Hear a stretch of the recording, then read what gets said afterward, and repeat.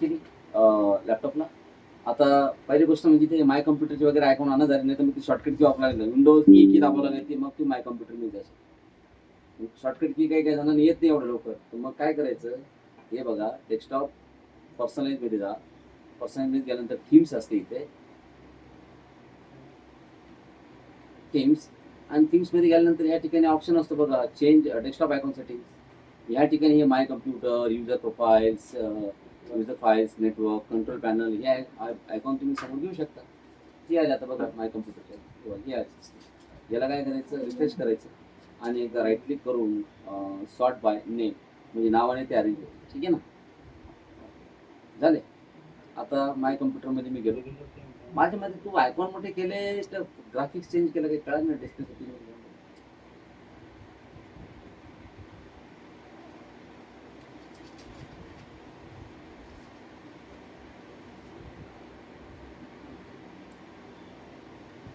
Display resolution बरोबर आहे राव. म्हणजे 1920 म्हणजे 1920 into 1080, this is called full H D. त्याला काय म्हणतो आपण, फुल एच डी. आणि 720 असतं का, 720 म्हणजे 1366 आणि 768, याला आपण काय म्हणतो, H D. This is H D, he H D quality आहे. आणि आपण आता सध्याची सेटिंग आहे ती फुल एच डीची. बरोबर आहे, फुल एच डी आहे, बरोबर आहे सगळं. माझ्या मते स्केल चुकीचं झालेलं आहे, 150 जास्त होईल, 125 का. हां बरोबर, स्केल बरोबर आहे की. आता बघा व्यवस्थित दिसते ना आता.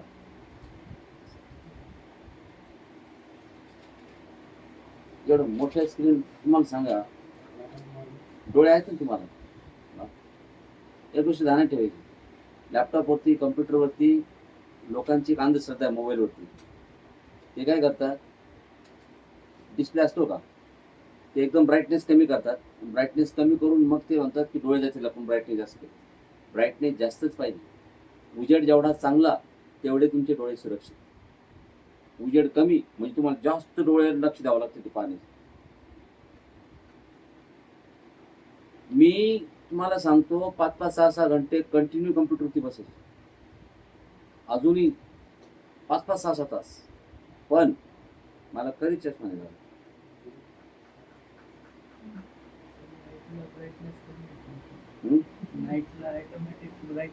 नाईटला मग नाईट मोड मध्ये टाकायचं, नाईट मोड असेल त्याला. एक आहे इथं नाईट मोड असतो, नाईट मोड मध्ये तुम्ही जर त्याला पुट जर केलं तर रात्री तुम्हाला मग त्याचं ते असं जास्त फोकस नाही होणार. काय नाईट लाईट आहे बघा, नाईट लाईट नाही असं जातं बघितलं, रात्री हे चांगलं असतं.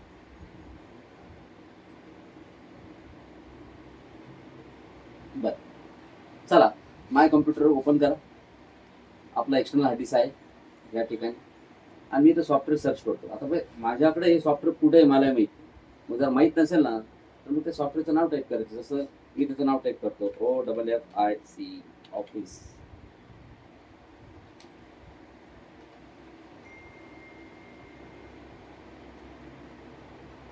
ऑफिस 2007 मिळालं. हे बघा office, Microsoft office professional plus 2019. Okay 2019. अरे यार उडवलं ते.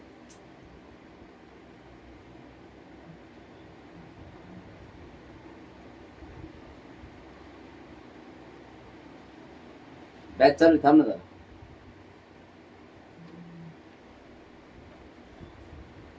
काय राव कोणी उडवलं ते, त्याच्यामुळे कोणाला डिस्क देत नाही. दुसरं डाउनलोड करावं लागेल.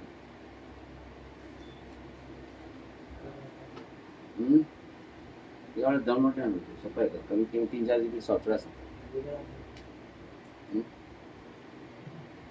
ठीक आहे असो, आपण दुसरं बघू. एमएस ऑफिस उद्या बघू आपण लागेल. चल, तर ह्या ठिकाणी आपण एक काम करू, दुसरे काही सॉफ्टवेअर टाकू. जसं की आपल्याकडं हे बघा, आता तुमच्या कम्प्युटरमध्ये PDF रीडर निवड. आता एखाद्या वेळेस जर याच्याकडे जर एखादी PDF फाईल आहे, तर PDF फाईल कशी ओपन करणार. तर PDF फाईल ओपन करण्यासाठी म्हणजे Adobe कंपनी जी आहे त्यांनी ॲक्रोबॅट रीडर नावाचं एक सॉफ्टवेअर बनवलं. ते सॉफ्टवेअर आपण टाकू, म्हणजे Adobe रीडर पण याच्याकडे येऊन जाईल. बघा मी एक्सटर्नल हार्ड डिस्क ओपन करतो, डेटा,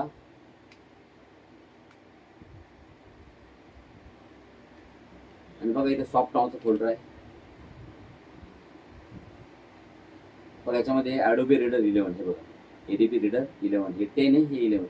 आपण 11 टाकू, इन्स्टॉल करू, डबल क्लिक करा, it will start the installation process.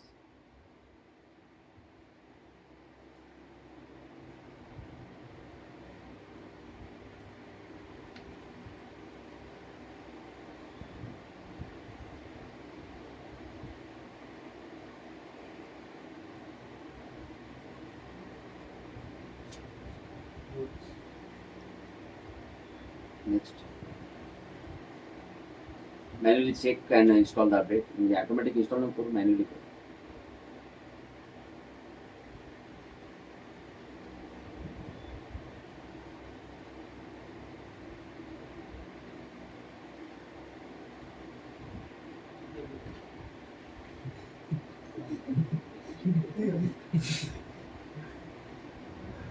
शेंगा स्नॅन चला, सेटअप कम्प्लीट आहे, फिनिश. बघा ॲडोबी रीडर इन्स्टॉल झालं. ध्यानात ठेवा, हे बघा इथं त्याचं शॉर्टकट आलं, बघितलं तुम्ही, म्हणजे ओरिजिनल फाईल इथं नाही, हे फक्त शॉर्टकट आहे. ओरिजिनल फाईल जी आहे ती तुम्ही बघितलं तर सी ड्राईव्हमध्ये प्रोग्राम फाईल्स म्हणून आहे. प्रोग्राम फाईल्समध्ये नाही, म्हणजे 32 बिट ॲप्लिकेशन आहे.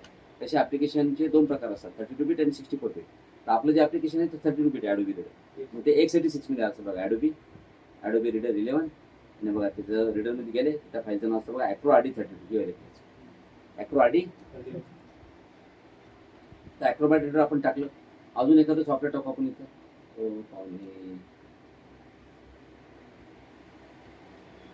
चला कोणतं टाकायचं आता आपल्याला, एखादं सॉफ्टवेअर.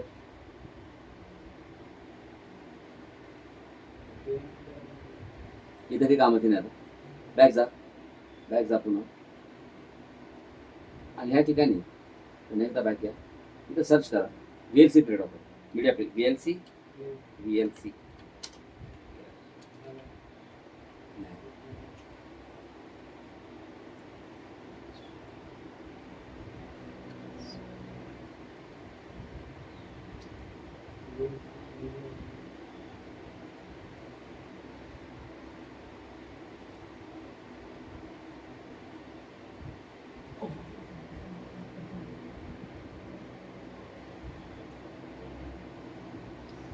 जेवण नाही केलं खायला कसं व्हायचं.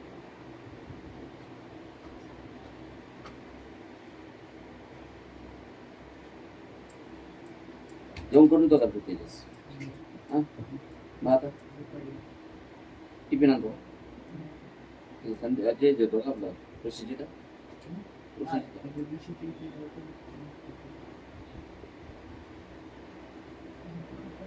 नंतर मग कन्नड जातो का. तुम्ही राहता कुठं, पप्पा कन्नड.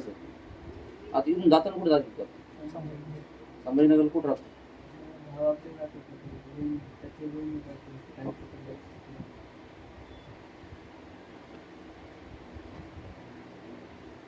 नाही सापडलं, हे पण उडवलं काय कोणी.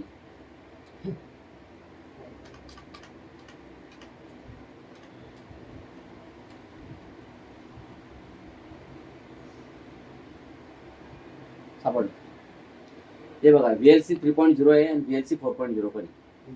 आपण हे 3.0 टाकू, ठीक आहे. Double click to start installation.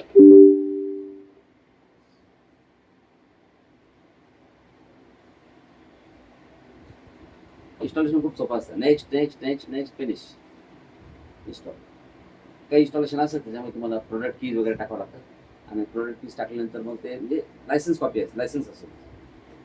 हे बघा, हे झालं तुमचं VLC.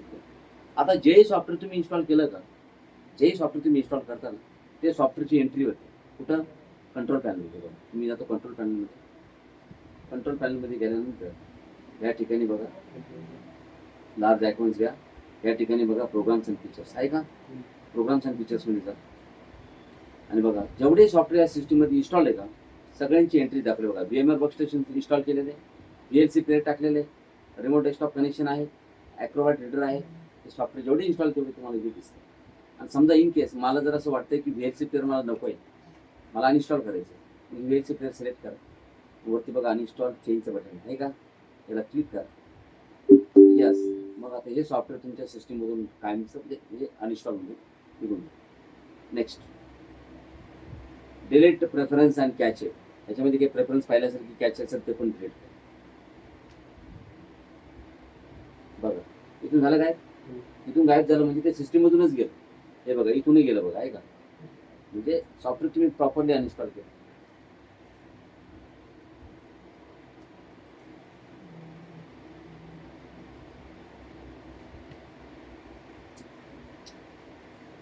आता आपण लागलं 4.0 टाकू, पुन्हा एकदा 4.0 टाकू.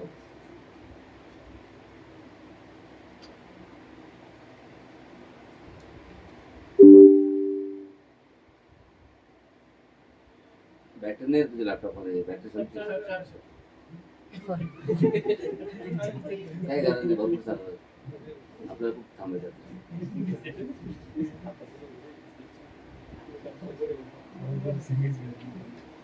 घर येऊन चार्ज करतो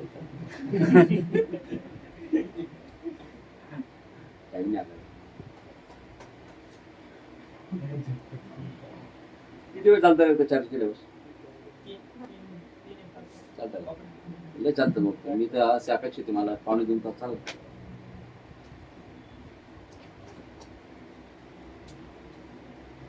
आता हे जे VLC टाकलं आपण, हे आता 4.0 आहे.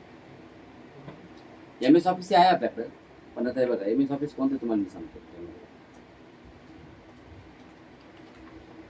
MS ऑफिस 2007 2007 दिसतंय तुम्हाला, पण MS ऑफिस 2007 म्हणजे जुनं वर्जन आहे. दुसरी गोष्ट हे चालतं, काही प्रॉब्लेम नाही. पण माझ्याकडे हे जे सॉफ्टवेअर आहे ना, पाहून याला डबल क्लिक करतो. बघा याला जर मी इन्स्टॉलेशन जर केलं ना, फक्त एवढंच आहे, सायलेंट इन्स्टॉलेशन. म्हणजे याला मी फक्त डबल क्लिक कराल ते लगेच गायब होऊन जाईल, पण बॅकग्राऊंडमध्ये इन्स्टॉलेशन चालू तुम्हाला कळणार नाही. हे बघा मी एकदा इन्स्टॉलेशन लावतो. बघा हे स्क्रीन येईल, थोडा लगेच गायब होईल. झालं गायब.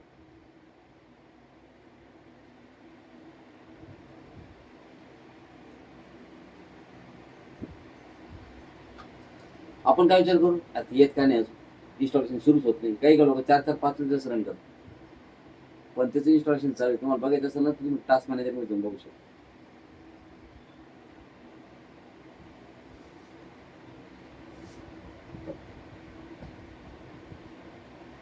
पहा बरं, setup.exe दिसते की.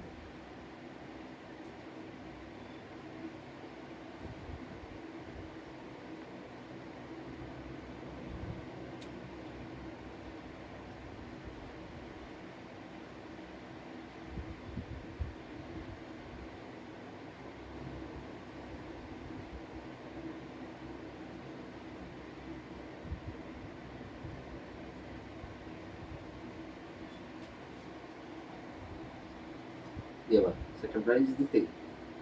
हे इन्स्टॉलेशन अरे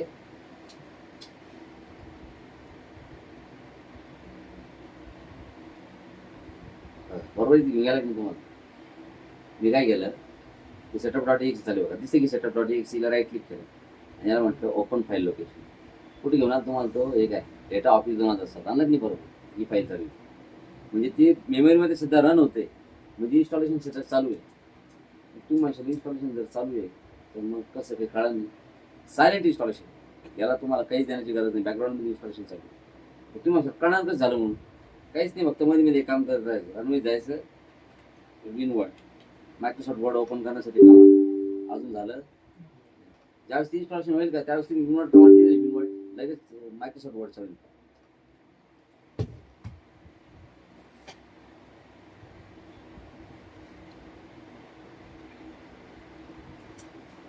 ओपन झालं पहा, ओपन झालं म्हणजे इन्स्टॉल झालं. डन. ठीक आहे, वर्ड ओपन झालं. तुम्ही जर म्हणसाल तुम्हाला एक्सेलमध्ये जायचं, एक्सेल ओपन करा, EXCEL ते कमांड दिलं मी, एक्सेल ओपन झाले. काय ॲक्च्युअली पाहिजे गेलं तुम्ही बघा, स्टार्ट मेनू जर क्लिक जर केलं ना, स्टार्ट बघितलं ते ॲप्लिकेशन निघेल बघा. आता हे इथं एक काम करा, ऑल ॲप्स जर तुम्ही जर आले तर तुम्हाला सगळं दिसेल बघा. मी जर आलं तर म्हटलं एक्सेल बघा, EXC मायक्रोसॉफ्ट ऑफिस एक्सेल 2007. मी जर याला जर म्हटलं पॉवर पॉईंट,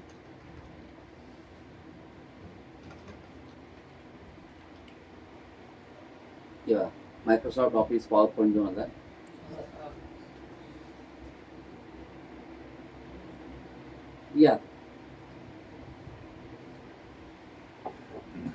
लॅपटॉपही संपला.